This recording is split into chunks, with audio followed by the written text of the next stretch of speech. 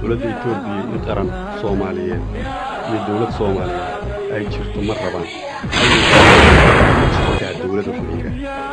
dowladdu ma jirto dalka waa la haystaa tigreega ay soo duulay si degdeg dalka looga saaro waa marka ku xigtay oo ama ajnabi ah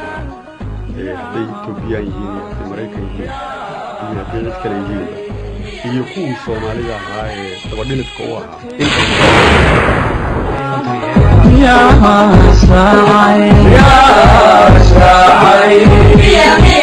ساعي دولة ما يسنتي هدي ما دحوي دورة كاني لو ساعي booqashadan dalka Masar ku timaaday ma mid rasmi ah ama waa mid aad dana gaar ah aad ku soo gaartay Masar bismillaahir rahmaanir rahiim booqashadan Masar ku nimid waa booqasho shaqo oo madaxda dalka kan aanu ku arkayno qaarna aragnay qaarna noo dhimayoon arkayno wadciga jira ama caalamka carabta ka jira ama dalkayga gaar ahaan ka jirana aan iska warsanayno ilaa iyo hadda ma jiraan mudane mas'uuliyiin aad la kulantay maxayse ku saabsaneed arrimaha aad kala wada hadlaysay arrimahan kala hadlayay sida aan sheegay arrimaha xaaladda dalkayga ka taagan ayay ahayd way jiraan subaxda bariya qaar baan la kulmaynaa maalmaha soo socda oo dhowna waxaan la kulmi doonaa madaxda ugu sarreysa haddii ilaahay dowladaha carabta waxaa lagu tiriyaa inaad ka mid tahay shakhsiyaadka saaxiibka la ah marka ma kala hadashay arrinta joogitaanka ciidamada Itoobiya ee dalka Soomaaliya dowladaha carabta ka mid baanu nahay mar haddaan carabta ka mid nahayna waxay ahayd inta hadda ay qabatay ka badan in la qabto gaar ahaan markii ciidamada Itoobiya oo Mareykanku dabada ka wada ay dalka soo galeen waxaan sugaynay in laga dhiidhiyo oo si weyn dowladaha carbeed uga dhiidhiyaan taasoo aan dhicin si hoose ciddii hadashayna ay u hadashay waxyaalaha aanu qolada tan iyo qolooyin kale intaba ka rabnaana waxaa weeye mowqifkooda in la muujiyo oo ah ciidamada Itoobiya ee gardarrada ku yimid ee qaanuun darrada ku yimid ee ka soo axdigii qaramada midoobay iyo go'aankii qaramada midoobay iyadoo ka soo horjeeda la keenay dalka Mareykanku keenay haddana baabi'iyay ummadii Soomaaliyeed oo xasuuqay oo malaayiintuna ay qaxootiga tahay 30,000 in gaaraysaana ay dhaawac tahay 7 ilaa 8,000 in gaaraysaana ay dhimatay dambigaas in lagu iyagana marka hore dalka laga saaro marka ku xigtana dadkii geystay oo ama ajnabi ahaa hadday Itoobiyaan yihiin iyo hadday Mareykan yihiin iyo hadday cid kale yihiinba iyo kuwii Soomaalida ahaa ee dabadhilifka u ahaa intaba in lagu qaado dambigooda watay mudan Cabdiqaasim dowladaha carabtu waxa inkastoo aan ka mid nahay haddana arrimaha Soomaaliya kagama hadlaan sida loo baahnaa mar walba oo arrimaha Soomaaliya laga hadlayana waxa ay ka mid yihiin arrimaha ugu dambeeya ee laga hadlo marka maxaad isleedahay sabab ay u tahay maadaama aad tahay nin aad iyo aad ugu dhow dowladaha sababuhu waa badan yihiin ha yeeshee sideedaba guud ahaan carab waxaa ku dhacay wax aan shucuubtoodu filayn dowladaha carbeed annaga keliya maaha wixii ka dhacahayay dalal badan oo carbeed waxaad moodaysay in la gaabinahayay ama markii talafara ka baxdo oo dadku baaba'o oo dalku baaba'o ka bacdi shirar la qabanahayay Soomaaliya haba ugu daraato arrintaasu arrin taariikhda gelaysa weeye shucuubta carbeedna cid waxuma haysato oo hadda shucuubta carbeed meelay joogtaba iyo jaraa'idkeeda iyo telefishinnadeeda Soomaali waa la xanuunsanayaan walaalahooda dowladaha weeye dowladuhuna hadda dowladdii u weyneed adduunku hadday muxuu ahaay waxa kan geysanaya iyagu ka dambayso waxaad moodaa in nin walbaaba gaabsado oo isiriyaan adiga lagu dhihin wax kalaad wadaa ha yeeshee waxaan u aragnaa inay qalad tahay waxaan u aragnaa arrin taariikhda geli doonta inay tahay waxaan u arkaa inayba su'aalu taagan tahay oranaysa annagu shacbiga Soomaaliyeed shacbi muslim oo carbeed waayahay laakiin jaamacadda carabta ma habboon tahay inay sii jirto iyo inaan ka mid noqono arrin la isweydiin doono maalin maalmaha ka mid a ayaad moodaa inay tahay. mudane cabdiqaasim, haddii